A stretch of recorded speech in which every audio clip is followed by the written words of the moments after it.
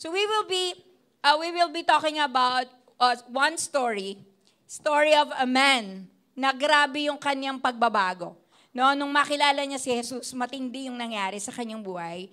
And I would like you to turn on Luke chapter 19, 1 to 10.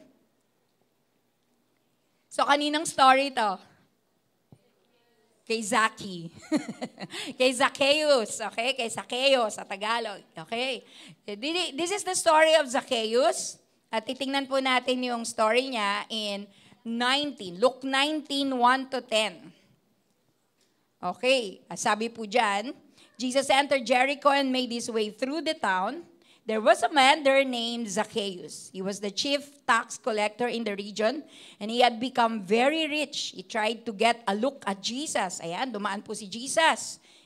Tapos, but he was too short. Napakaliit po niya to see over the crowd. Marami pong tao. So he ran ahead and climbed a sycamore fig tree beside the road, for Jesus was going to pass that way. Nakakita ng paraan si Zacchaeus sa isang puno ng sikamoro upang doon umakyat para makita si Jesus. When Jesus came by, he looked up at Zacchaeus and called him by name. Sabi ni Jesus, nakakita siya. Sabi niya, Jesus, Zacchaeus! Sabi niya ganon, quick, come down. I must be a guest in your home today. Wow! Sa lahat ng tao sa crowd, nakita ng Lord si Zacchaeus kasi nagpapansin siya, umakyat siya sa right spot.